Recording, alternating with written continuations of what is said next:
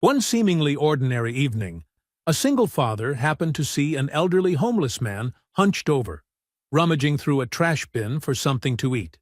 His body was frail, trembling from hunger and cold, his eyes vacant like someone who had lost all memory. The father could have looked away. His own life was already heavy enough, raising a young daughter alone after his wife died from a severe illness, debts piling higher each day. But his heart wouldn't let him. He stopped, handed the old man a proper meal, and then made the decision to bring him home. That small family, just him and his little girl, opened their door and their hearts, welcoming the old man like a lost relative. They gave him a warm place to sleep, hot food, and a roof over his head, one they themselves struggled to keep every day. In return, the old man did everything he could to repay them, helping with cleaning, carrying food, wiping tables at the small diner where the father worked, never taking a single cent. What the single father didn't know was that the man he took in was not just a pitiful homeless stranger.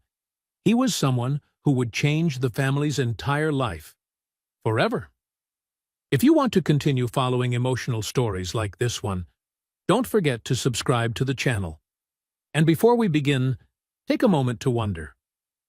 What happens when a man who has lost his memory starts to remember who he truly is? The evening air was crisp, carrying with it the smell of grilled food and fresh bread from the little shops along the street. The neon sign of Maple Street Diner buzzed softly above Adam Harlow's head as he pushed open the back door and stepped into the dark alley behind the small restaurant. His shift had just ended. His arms were exhausted after hours of wiping tables, pouring coffee, carrying trays heavy with grease. Today felt as long as any other day, and he still had to walk back to the tiny apartment where his daughter Sophie was waiting for him. As he dragged the heavy trash bag toward the dumpster, something caught his eye. A shape sat slumped near the mouth of the alley, half hidden in shadow. At first Adam thought it was just a pile of discarded blankets, but then he saw movement. Someone was curled up and trembling. It was an old man, his shoulders hunched against the cold, his thin hands rummaging through a torn plastic bag full of breadcrumbs. His gray beard was tangled, his clothes stained and torn. He looked so frail it seemed a strong gust of wind could knock him over. Adam stopped, gripping the trash bag. He had seen homeless people around this area before, wandering near bus stops or sleeping curled up on park benches, but he had never stopped to speak to any of them. His mother used to tell him they couldn't afford to help others when they couldn't even pay the electric bill. Yet something about this old man made Adam pause. Maybe it was the way his fingers shook as he picked up a hard scrap of bread from the ground, or those pale blue eyes, empty, as if he were lost in the fog of his own memory. "Hey, sir?" Adam called out, his voice hesitant. The old man didn't react, still staring at the bread scrap. Adam cleared his throat and stepped closer. "Are you all right?" This time, the old man lifted his head, blinking as if just realizing someone was standing in front of him. His gaze was unfocused, wavering, as though he were trying to remember where he was. After a long silence, he slowly nodded, but said nothing. Adam glanced back toward the diner. He wasn't allowed to take free food, but he knew Marlene, the owner, wouldn't notice a little leftover gone.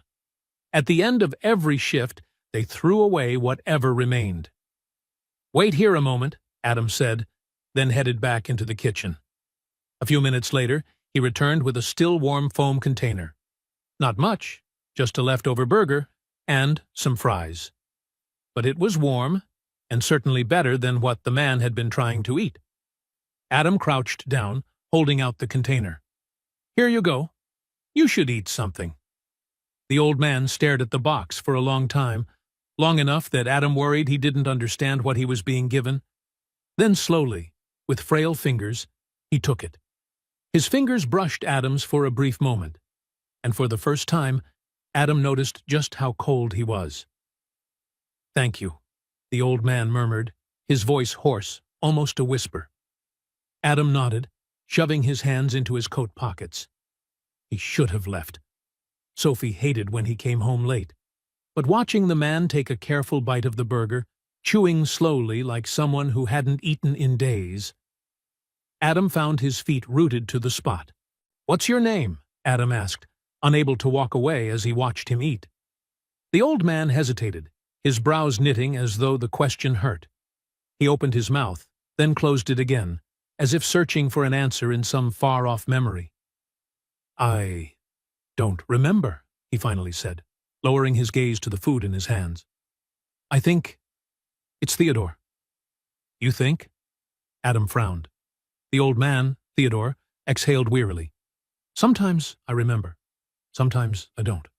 Some days I know everything. Other days, it's like waking up somewhere I don't recognize."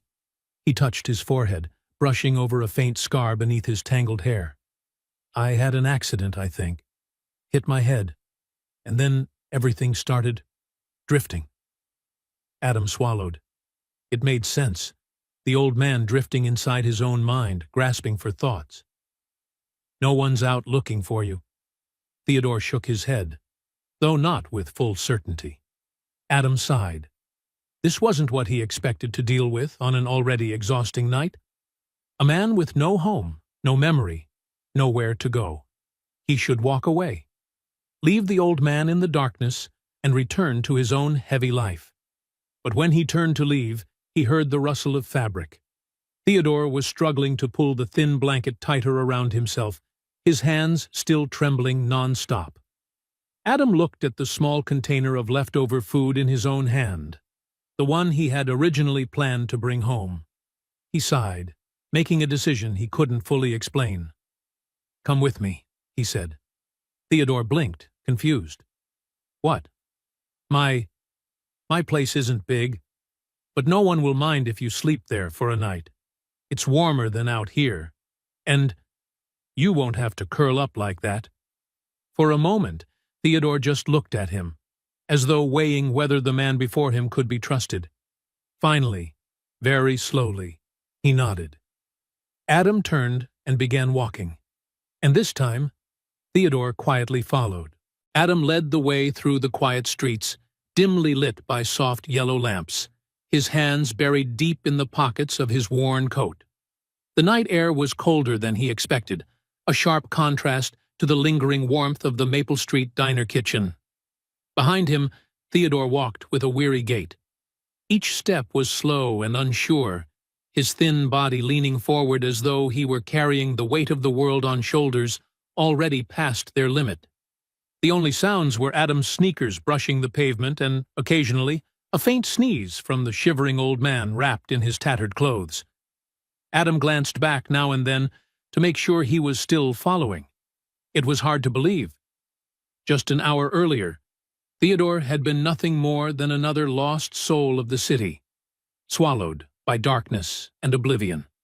And yet now, Adam felt responsible for bringing him home, as if it were the only right thing left to do. But then the thought of his mother made Adam's heart sink.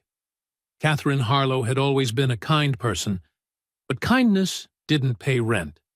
The two of them were barely getting by as it was, and now he was bringing home a stranger, a man with no name, no memory, no future, into their cramped apartment.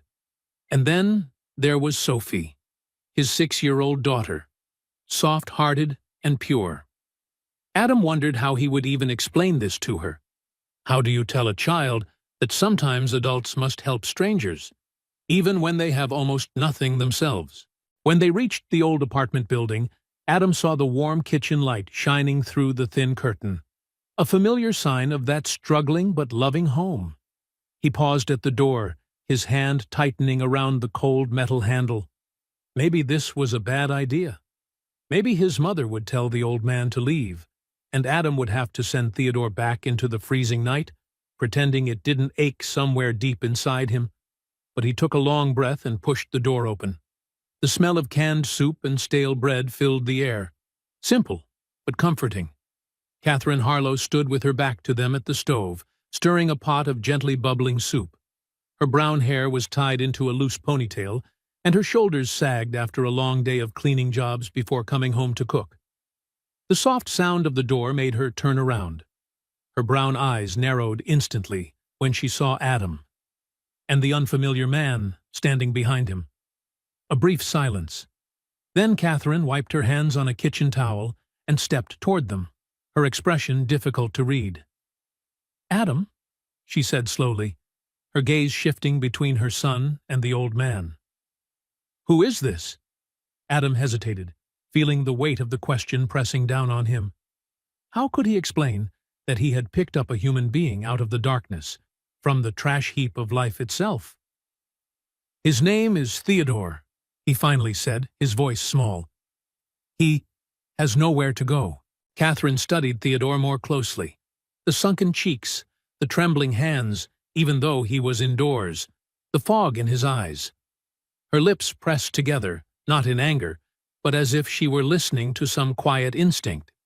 Catherine had always been good at reading people, and whatever she saw in the old man was enough to make her let out a soft sigh.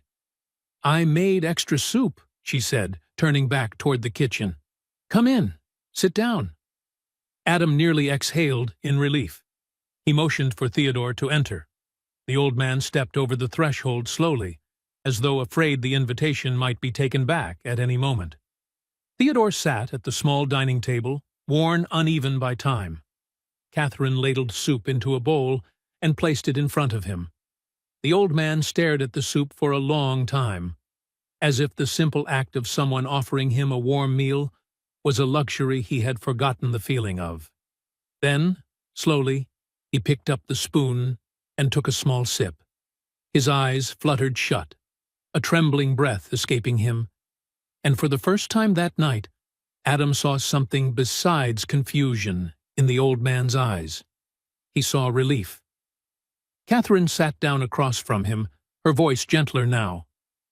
"Do you have family?" Theodore paused, lowered the spoon, and let his gaze drift briefly to Adam before returning to Catherine. "I don't know," he said, his voice barely audible. Catherine frowned, but didn't press him. She simply nodded and tore off a piece of bread, placing it beside the bowl. "You can stay here tonight. We don't have much, but at least it's warm." Theodore's mouth parted slightly, his eyebrows trembling in an expression Adam couldn't quite decipher. Gratitude, shock, or both. He bent down again, eating the soup slowly, as if breathing life back into himself. And just then, a tiny voice came from the hallway. "Dad?" Adam turned. Sophie stood in the doorway to the living room, wearing a pale pink nightgown, her brown hair messy from sleep. She rubbed her eyes and stared at the unfamiliar man sitting at their table. "Who's that, Dad?" she asked softly, curiosity bright in her voice. Adam stood and knelt to meet her eye level. "This is Theodore, sweetheart. He's staying with us tonight."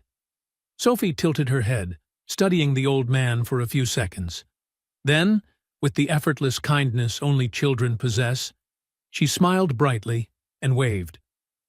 "Hi, Mr. Theodore." Theodore looked at her, and for the first time since Adam had met him, a shaky but genuine smile appeared on his wrinkled face. "Hello," he whispered. And in that moment, in the small kitchen, under the warm yellow light, with the soft clink of a spoon against a bowl, something shifted. Theodore was no longer a stranger. He had become a guest. Morning arrived with a soft light filtering through the thin curtains. Adam woke to faint sounds coming from the living room, the rustle of a blanket, careful footsteps on the old wooden floor. He cracked open the bedroom door and saw Theodore awake, awkwardly folding the worn blanket Catherine had given him the night before. His hands still trembled, but every movement was cautious, as though he didn't want to disturb anyone. "You're up early," Adam said, his voice still thick with sleep. Theodore flinched slightly. I didn't want to bother anyone. I can leave." "No," Adam cut in, stepping closer. "You don't need to go anywhere yet." Even as he said it, he wasn't sure where Theodore should go. Back to the dark alley? A cold park bench? The thought alone made something twist uncomfortably in Adam's chest. Just then, Sophie came bounding out of her room, hair sticking out in all directions, her bright eyes sparkling. "Dad, do we still have toast? I'm hungry." She froze when she saw Theodore, then immediately beamed. "Good morning, Mr. Theodore." Once again, that small but warm smile appeared on the old man's face. "Good morning, little one." Catherine stepped out next, already dressed for work. Simple jeans and a plain t-shirt. "I have to go now," she said briskly. "Adam, walk Sophie to Mrs. Kim's for school.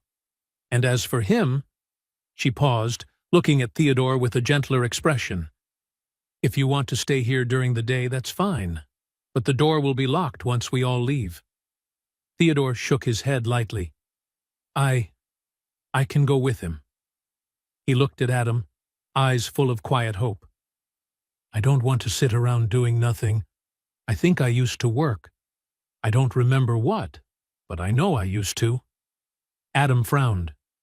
"You want to work? At Maple Street Diner?" Theodore nodded, and his eyes were firmer than they had been the night before. "I can help. I don't want to just wait."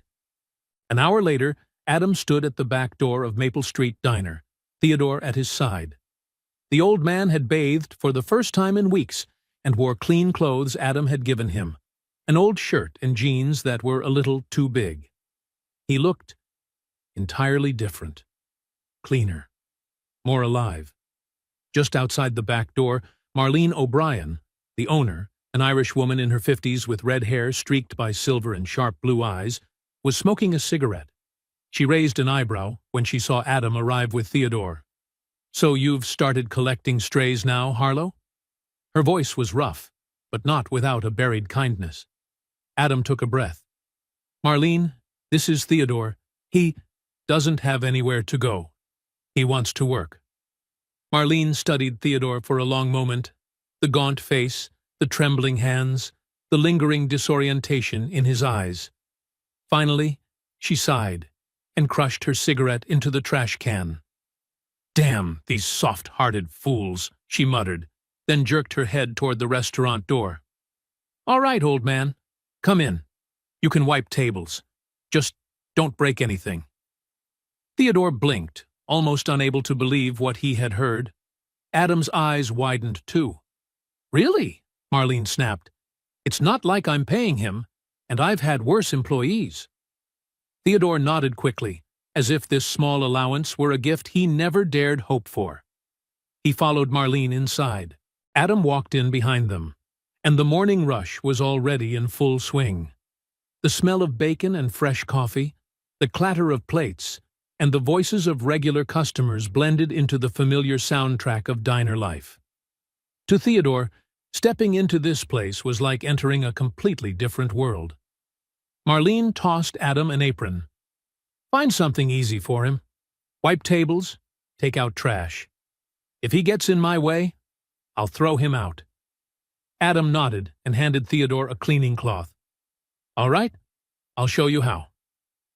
Theodore accepted the cloth with a weak but steady grip, and there was something strangely determined in the motion, as if he were grasping at a piece of himself he'd lost long ago. And just like that, for the first time in longer than he could remember, Theodore had a job. The day passed like a string of strange, almost surreal moments. Adam kept glancing toward Theodore, half afraid the old man might suddenly collapse from exhaustion, half worried he might forget where he was and wander out into the street. But contrary to every expectation, Theodore kept up. He worked slowly but carefully, wiping each table with the focus of someone handling fragile glass. His hands still trembled, his steps were still unsteady, but he didn't stop, didn't complain, didn't ask for rest. He did everything he could. And when Adam caught Marlene quietly observing from behind the counter, she only muttered, "I've seen worse." At first, customers didn't pay Theodore much attention. To them, he was just another cleaner. But then his silence, that lost yet strangely familiar air, began to draw glances.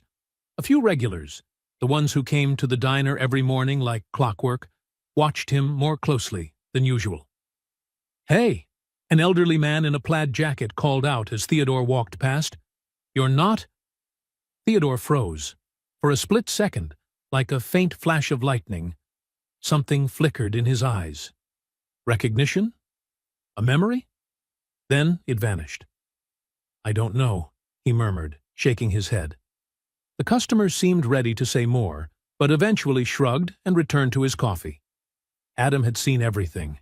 He saw the way Theodore tried to remember, how something inside him seemed to struggle to open, like a door in his mind locked from the inside.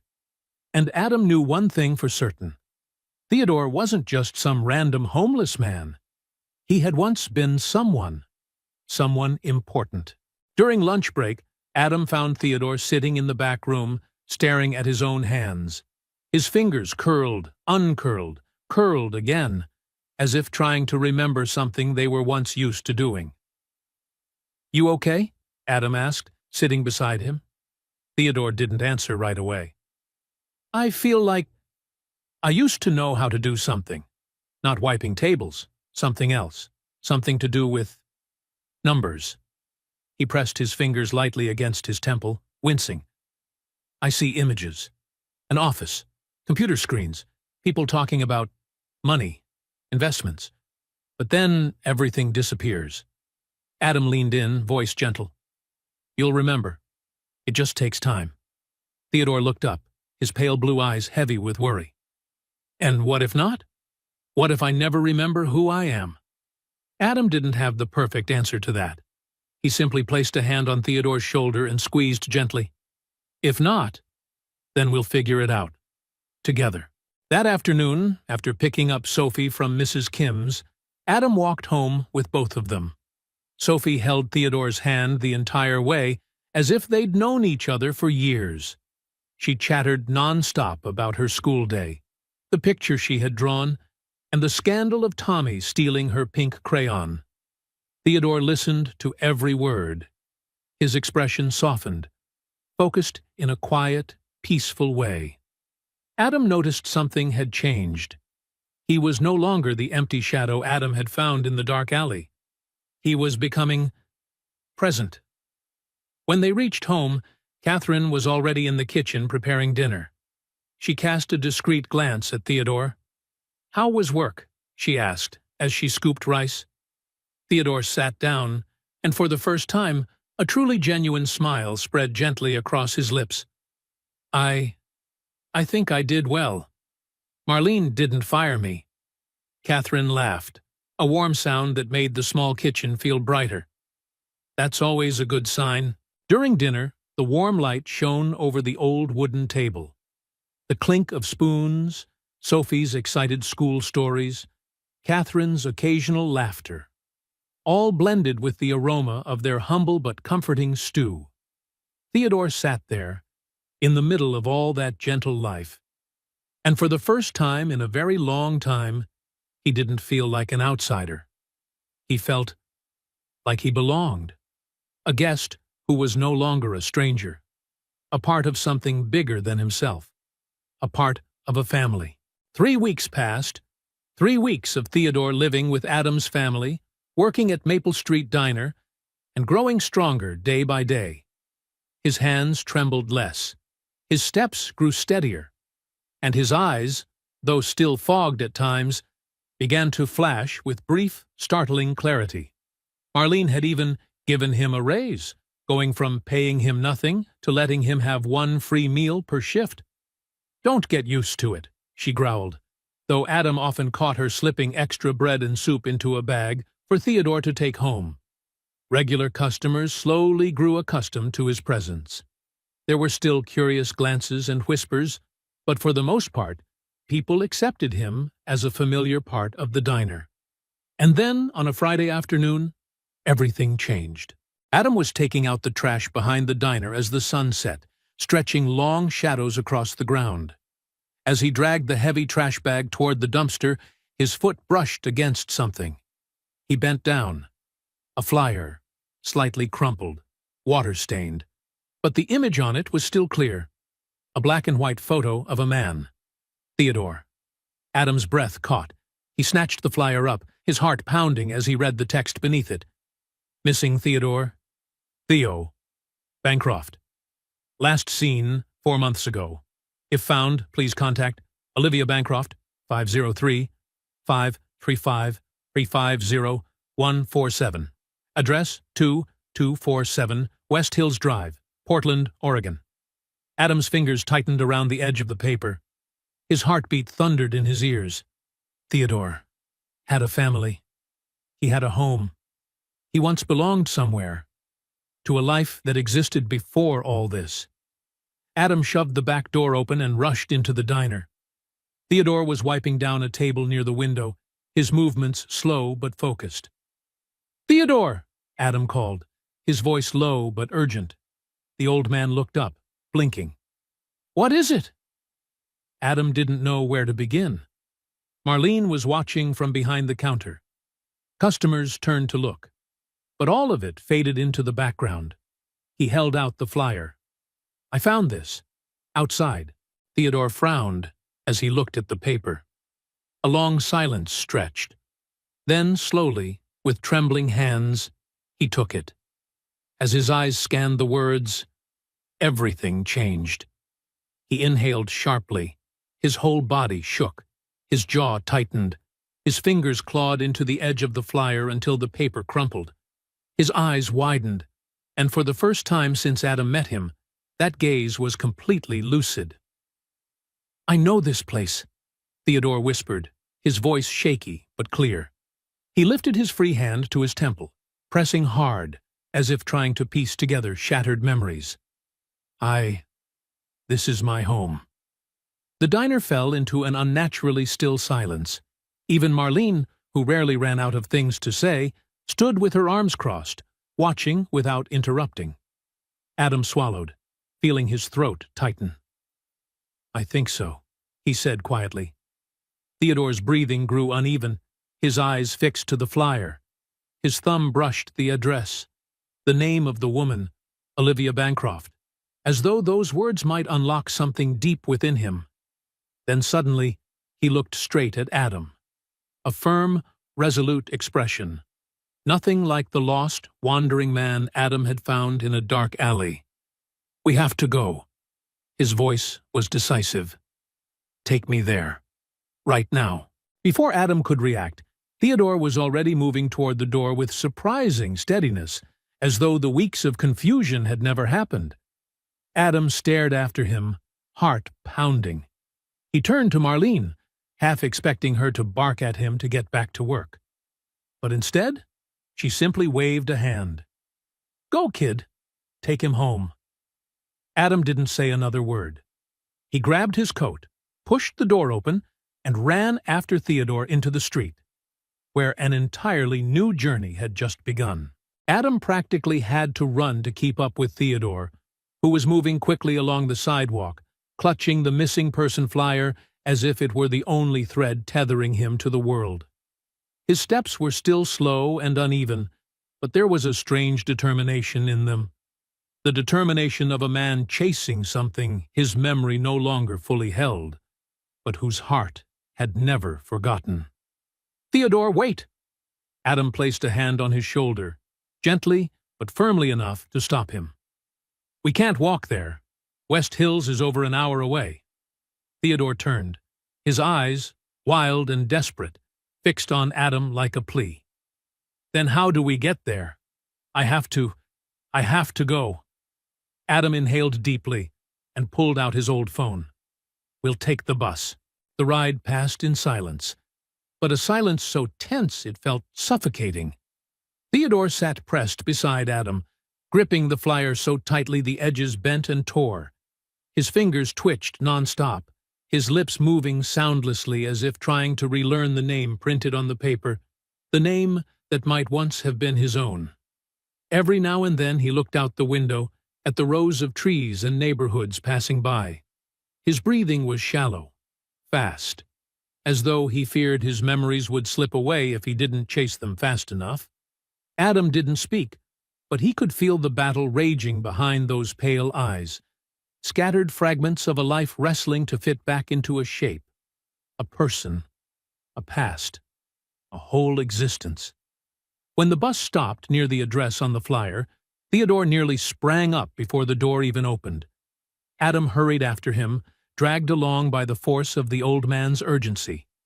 They stepped onto the sidewalk of a quiet, tidy neighborhood. The houses here were large, well-kept, glowing with warm lights. Nothing like the cramped apartment Adam shared with Sophie. This was a world where people didn't struggle with rent or overdue bills.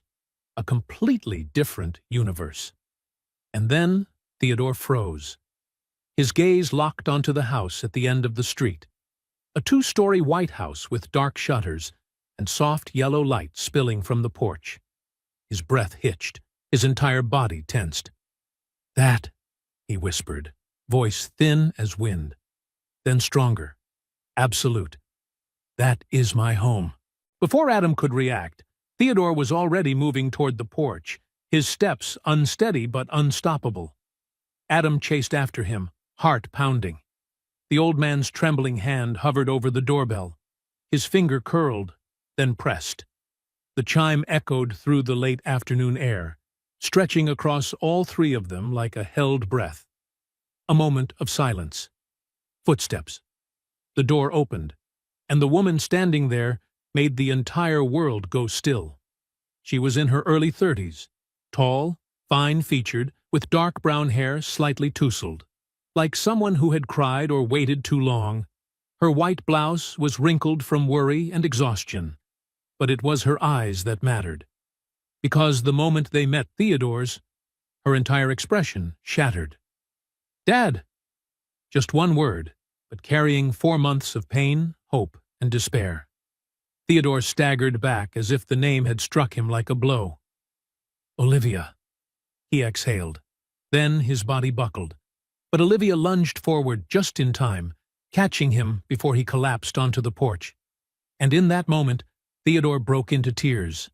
Not soft tears, but the raw, wrenching sobs of a heart torn open after months of being lost inside itself. He clutched his daughter's shirt, his whole body trembling as memories crashed over him like a storm. Olivia held him tightly, tears falling onto his shoulder.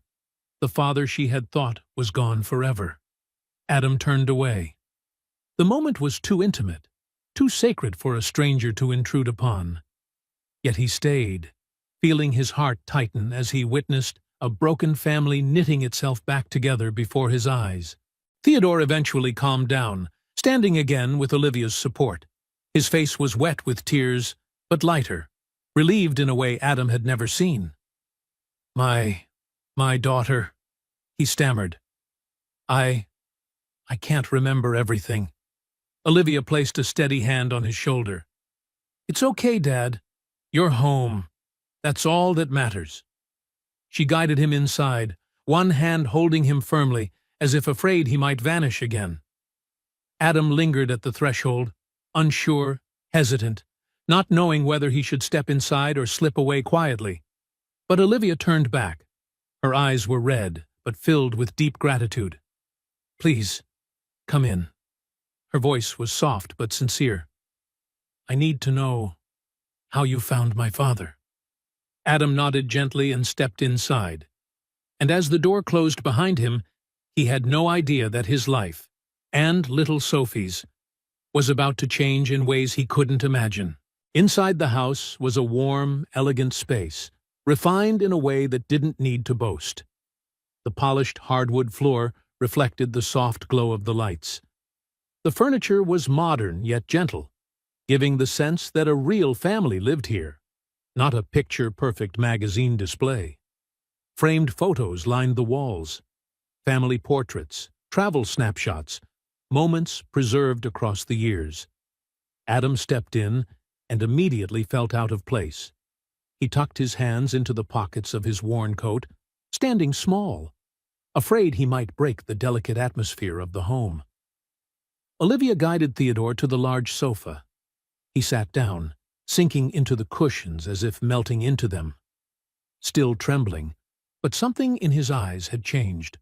Less confusion, less emptiness, as though a fragment of memory had finally found its way back. She knelt in front of him, holding his hands. Dad, do you remember anything? Anything at all? Theodore closed his eyes, his brow furrowing deeply as he tried. I remember light, very bright. Then pain, my head. And after that, nothing. He opened his eyes, looking around the room like someone trying to trace the outline of a half-remembered dream. But this place, I know this place. The smell, the light. I know it. Tears spilled again down Olivia's cheeks, but this time they came with a smile. The fragile, explosive smile of hope returned. 4 months, Dad. I've been looking for you for 4 months. I hired private investigators, hung posters everywhere, called every hospital, every police station. I thought you were—" Her voice broke, unable to finish. Theodore tightened his grip on her hand. My child, my little girl. His voice was soft but clear, as though illuminated from somewhere deep in his memory. Adam remained at the edge of the living room, feeling like someone who had walked into a sacred moment. He quietly stepped back, thinking he should give them space. But Olivia turned toward him, wiping her tears with the back of her hand. Sorry, I haven't even asked. What's your name? Adam. Adam Harlow. Adam. She repeated it, as if committing it to memory. How did you find my father? Adam told her everything. Finding Theodore in the alley, bringing him home, feeding him, letting him work at the diner, every small detail woven together like threads of a story. Olivia listened without missing a word. She sat still, her hands clasped tight, eyes wide as if afraid to blink and lose something crucial. When Adam finished, Olivia shook her head softly, as though unable to believe the story she had just heard. You brought my father home. You gave him a job. You gave him a family. Her voice cracked. I don't know how to thank you. Adam shook his head, uncomfortable. I just did what felt right. No. Olivia stood, stepping closer to him. You did more than that. You saved my father's life. She placed a hand on his arm, a light touch, but full of gratitude. And I will never forget it. An hour later, Olivia had made tea. They sat in the living room, and she began filling in the blanks Theodore could not fill himself. Theodore Bancroft was not the homeless stranger Adam had once thought. He was a retired tech investor who had built his wealth through smart early investments in Portland startups. He had lived in West Hills for over 20 years and had raised Olivia alone after his wife, Eleanor, died of cancer 8 years earlier. 4 months ago, Theodore had been driving home after an evening at the community center. A truck ran a red light and slammed hard into the side of his car. He survived, but the traumatic brain injury caused severe memory loss. When he regained consciousness at the scene, before the ambulance arrived, he panicked. He didn't know his name, didn't know where he was, and in his fear, he walked away from the site. By the time emergency responders arrived, the car was empty. A missing person report was filed. Olivia searched in despair, and Theodore disappeared into the city, becoming just another nameless figure among thousands of homeless lives, until the day Adam found him. So all this time, Adam said slowly, trying to piece it together, he was just lost. Olivia nodded, her voice thick. The doctors said that can happen after trauma. Some people recover quickly. Some take years. Some never recover. She glanced toward Theodore, now asleep on the sofa, his face finally peaceful. But he came home because of you. Adam didn't know what to say. He only nodded quietly, feeling a heavy, sacred weight in his chest, thinking of Sophie holding Theodore's hand, the meals they shared, Catherine giving him a place to sleep. No one had known he was a millionaire. They only knew he needed help, and that had been enough. Olivia walked Adam to the door, her voice softened, sincere. I want to meet your family, the people who took care of my father. Adam hesitated. We're not like this place. He glanced around the spacious, beautiful home, but Olivia smiled, warm, without a trace of judgment. That doesn't matter. You didn't do any of this for money. You did it out of kindness. And I want to thank you properly. Adam inhaled deeply, then nodded. All right, but I should get home. My daughter's waiting. Olivia tilted her head, her eyes softening further. You have a daughter? Sophie. She's 6. Something gentle flickered in Olivia's gaze. I would love to meet her. And as the door closed behind Adam, he felt something strange, as if life had just opened a door he never knew existed. 2 days later, Adam was wiping tables at Maple Street Diner when the front bell chimed. He looked up and froze. Olivia Bancroft stepped inside. She was no longer the tear-streaked woman from the porch that night. She wore a sleek gray blazer, dark jeans, her brown hair falling loosely over her shoulders. But what stopped Adam in his tracks wasn't the outfit. It was the warm, genuine smile blooming on her face. Beside her stood Theodore. But not the trembling, lost man Adam had brought home weeks ago. Today, Theodore was clean, freshly shaven, wearing a light blue button-down shirt and khaki pants. His eyes, though still slightly distant, were bright in a way that drew the entire room's attention. Marlene was pouring coffee and nearly dropped the pot. Good Lord, she muttered. Theodore stepped forward. For the first time since Adam had met him, he stood straight. No stooping, no shrinking. Adam. His voice was steady, clear. I would like to introduce myself properly. My name is Theodore Bancroft, and I owe you my life. The diner fell silent. Customers stopped eating. Marlene stared, slack-jawed. Adam swallowed, his ears burning. You don't owe me anything. Yes, I do.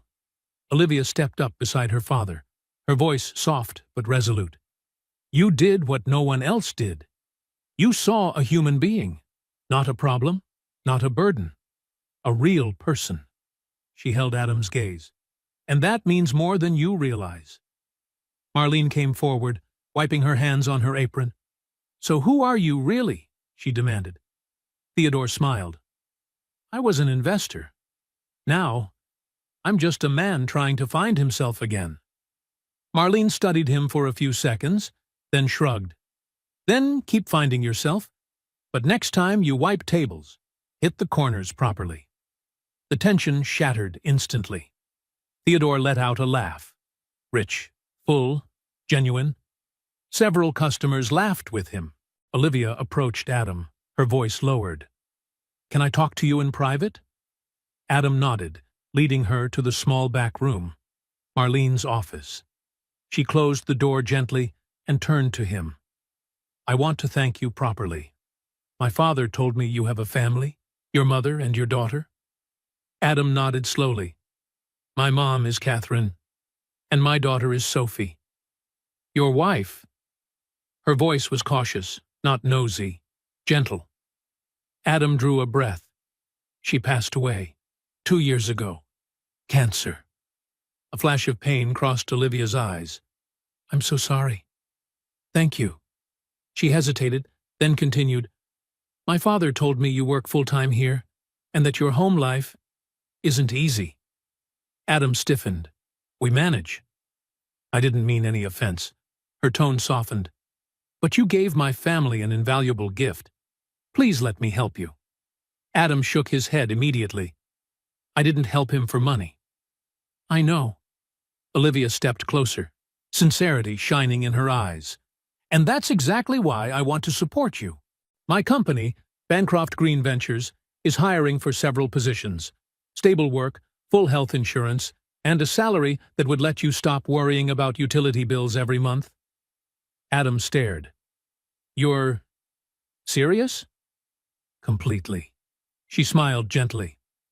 And Sophie, my father said she's 6, right? My company sponsors a scholarship program. I can guarantee her a spot in a good school, and later, college won't be a burden either. Adam's world tilted. Everything he'd feared he could never give his daughter. Stability, a future, opportunity. suddenly stood right in front of him. "Why are you doing this?"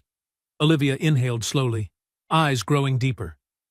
8 years ago, when my mother died, my father nearly fell apart.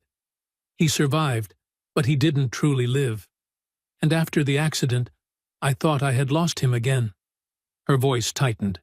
But you brought him back. Not just back home, but back to himself. She brushed away a tear. So please, let me do this for you. Adam looked at Olivia. The woman standing before him was offering everything he'd never dared dream of, not from pity, but from gratitude and respect. In her deep brown eyes, he saw no charity, only sincerity, and something else, something warm he hadn't felt in a long time. Finally, he whispered, "All right." His voice roughened. "I accept." The words seemed to shift the air in the room, as if a new chapter had just opened, one Adam never imagined he would step into. The following week passed like a dream. Adam could hardly believe he was living in. Catherine was invited to Bancroft Green Ventures headquarters, the sleek glass building in downtown Portland, a place she never imagined she would ever step into. Olivia personally interviewed her for an administrative management position. "Your experience managing a household with limited resources shows excellent organizational and prioritization skills," Olivia said, completely sincere. Catherine came home and cried, for the first time not from pressure, but from hope. Adam, meanwhile, was offered a program coordinator position at the company's community center. The job involved working with local teens, organizing after-school activities. "You've proven you can connect with people," Olivia explained, "and that's exactly what we need." And Sophie?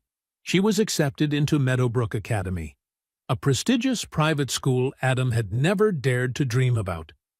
When he told her, Sophie leapt into his arms.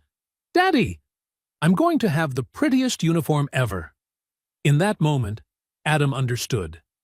Their lives, once fragile and strained, had shifted direction. Forever. But something else also changed. Quietly. Beneath the surface. Each time Olivia stopped by, bringing paperwork, explaining benefits, checking on Theodore, she stayed a little longer. She asked about Sophie, about Catherine, about Adam's life. And Adam found himself telling her more than he had told anyone in years. About Megan, how they met in college, about the illness that hit like a storm, about the nights he sat beside his wife's hospital bed while Sophie slept in his arms, about the medical debt crushing him, about sleepless nights, about the feeling of drowning while still having to stay strong for his daughter. Olivia listened, truly listened, without interrupting, without judging. In return, she told him about Eleanor, her mother, and the battle with cancer that shattered their family. She told him about watching Theodore collapse inward under grief, about the months she feared she had lost him forever. They sat together in Adam's small apartment, which suddenly felt less cramped, sharing the wounds they both carried. And in that sharing, something began to mend. One evening, after Sophie had fallen asleep and Catherine had left for her night shift, Adam and Olivia sat on the small balcony, looking out at the city lights stretching across the distance. "Did you think you'd ever find him?" Adam asked softly. Olivia was quiet for a long moment. "No. After the second month, I started preparing for the worst." She looked down at her cup of coffee. "But I couldn't stop searching. If there was even the smallest chance—" "Then you had to try," Adam finished for her. She nodded. "You understand?" "I do." They sat together in gentle silence, no more words needed. After a while, Olivia turned toward him. Her voice was uncertain, but honest. "Adam, I know this might not be the right time, but I want you to know. Everything I've done for your family, it isn't only out of gratitude." Adam's heart beat faster. "I like being here," she said, cheeks flushing slightly. "With you, with Sophie. She's kind, sweet, just like her father." Warmth spread through Adam's chest. "You're the same," he replied, voice rough. kind to us, to everyone. Olivia gave a small smile. I learned from my dad. He always said, money only matters when it helps someone. She exhaled softly. I think that's why I never really connected with anyone. Most people only see the Bancroft name, the company, the money. I don't see those things, Adam said. I see the woman who cried when she found her father, who worried for him every single day, who sat on the floor playing dolls with my daughter. Olivia stared at him, eyes glowing in the soft light. You really see me? I do. The space between them shrank, slowly, naturally, without force. Olivia leaned forward, hesitant but genuine. Adam did the same. And then, Daddy? They both jolted. Sophie stood in the doorway, clutching her stuffed bear, eyes still sleepy. Can I have some water? Adam shot to his feet, face burning. Of course, sweetheart. I'll get it right now. When he returned, Olivia was sitting with Sophie, asking about her bear, about her new school, listening with a tenderness few people ever showed. And as Adam watched, Olivia kneeling to Sophie's level, smiling as the little girl chattered about her new friend, he felt something shift, quietly but profoundly, inside him. A door he once believed had closed forever was slowly opening again. But not everything went smoothly. 2 weeks later, just as Adam began settling into his job at Bancroft Green Ventures, he sensed that something was different. The looks, the faint whispers behind his back, the half-joking, half-cutting remarks he couldn't figure out how to respond to. Brad, a middle-aged co-worker in an expensive suit, the type of man who breathed surplus confidence, stopped beside the coffee station while Adam was pouring water. So, you're that guy, huh? His voice was casual, but the implication was razor-sharp. The one who saved Mr. Bancroft? Adam nodded, keeping his composure. Yeah, I guess. Brad let out a short, humorless laugh.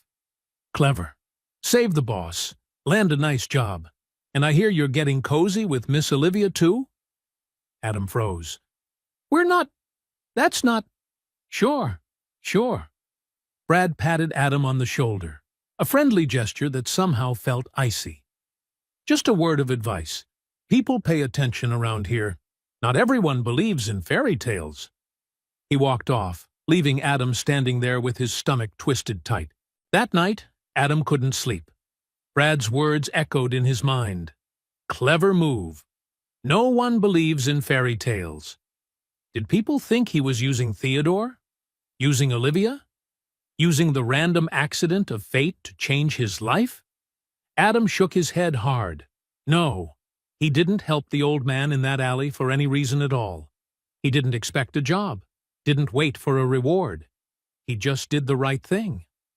But now, with the new apartment they were about to move into, with Sophie in a good school, with a stable job for the first time in his life, would people think he was taking something he didn't deserve? And Olivia? Were these feelings real? Or were they tangled with gratitude, loneliness, and hope? The questions twisted painfully in his chest. The next day, Adam drove to see Theodore.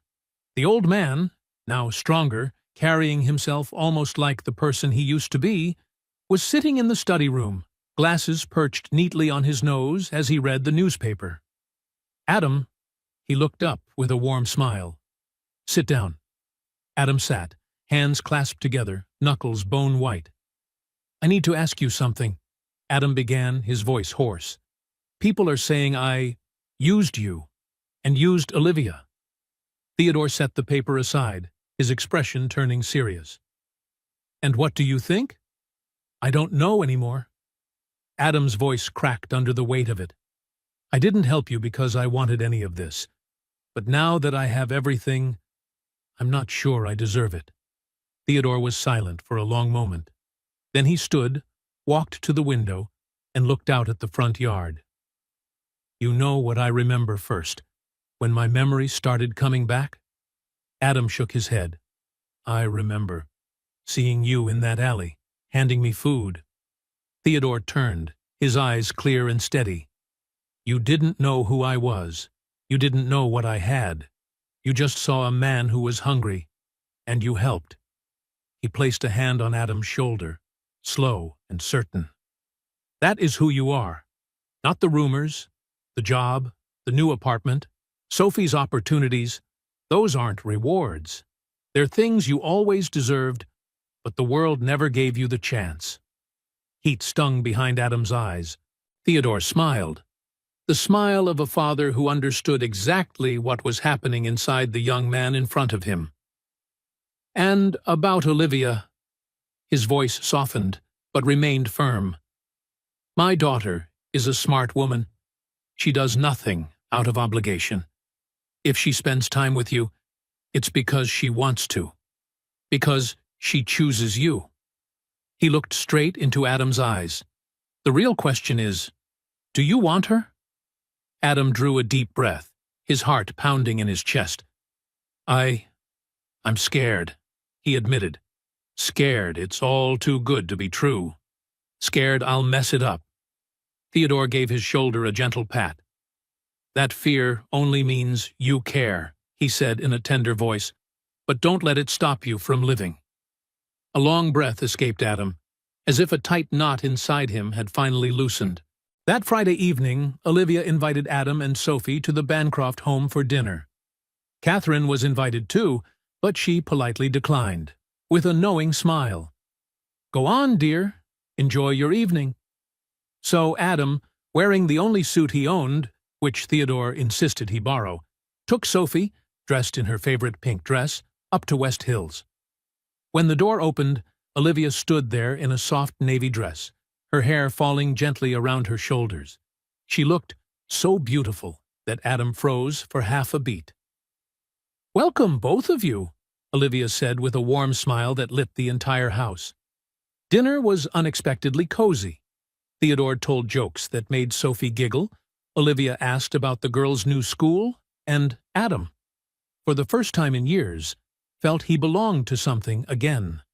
Not something temporary, not something fragile, a family, or at least the shape of one. After dinner, Sophie drifted asleep on the sofa, hugging her teddy bear. Olivia gently draped a blanket over her before turning to Adam. "Come to the backyard with me?" The backyard opened to the entire city below, the lights shimmering like hundreds of fallen stars. Adam stood beside Olivia, his hand unconsciously tightening on the railing. "It's beautiful," he murmured. "Yes," Olivia replied, though her eyes were not on the city. They were on him. She drew a slow breath, as if gathering every ounce of courage in her chest.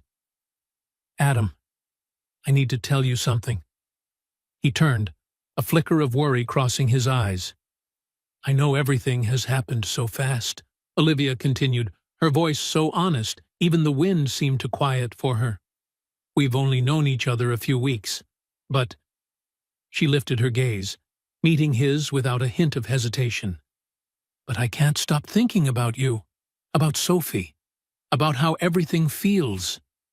Right, strangely, deeply right, whenever we're together." Adam's heart thumped hard. He swallowed, nerves rising in his chest.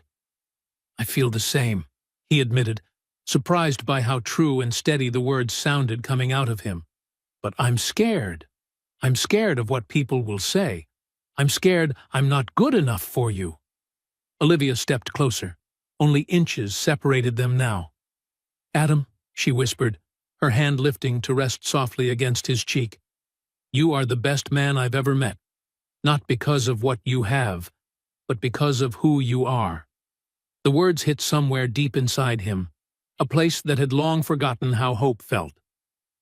"If you want this chance," Olivia said slowly, sincerely, "a chance with me, then I want to try."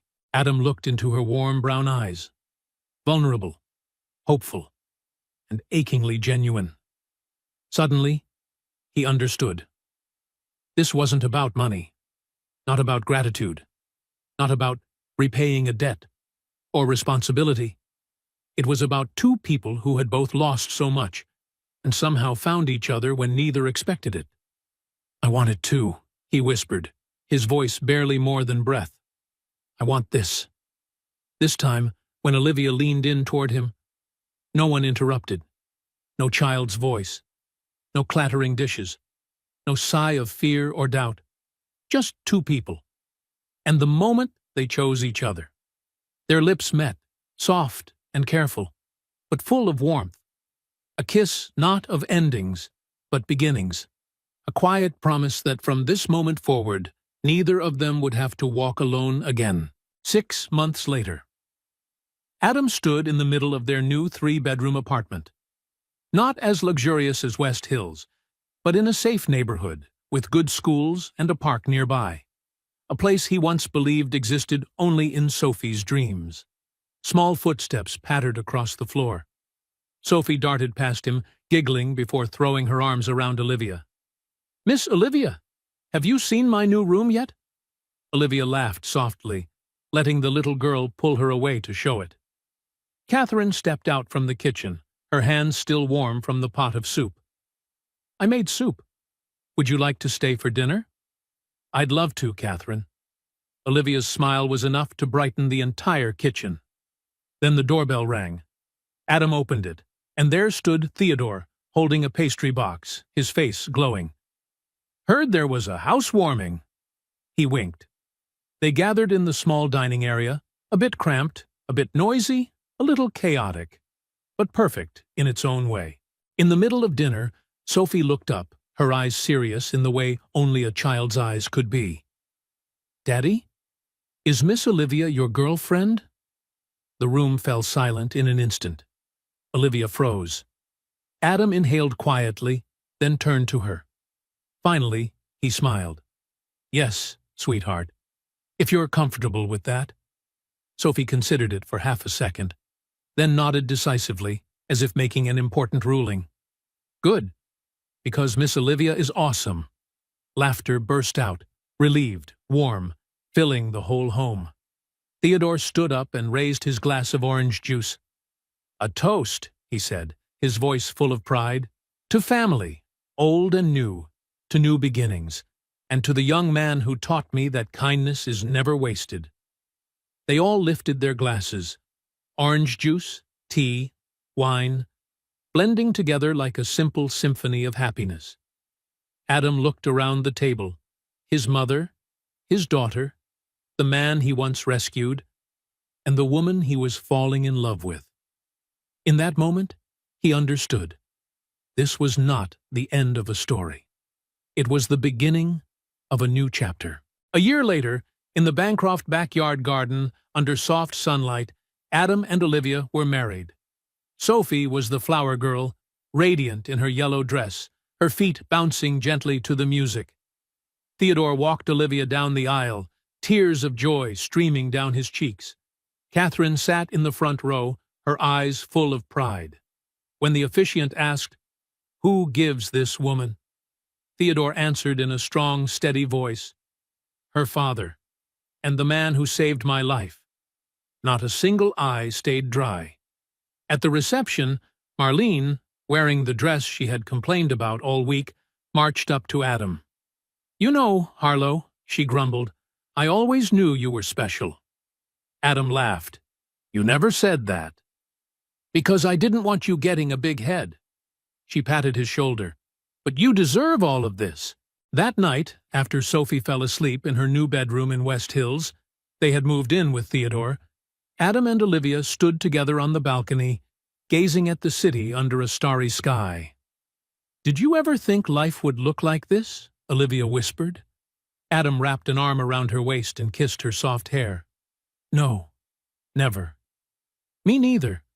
She leaned her head on his shoulder. "But I'm glad it turned out this way." "So am I." In the warm, quiet stillness, they understood. Family doesn't always come from blood. It's built from kindness, compassion, and love.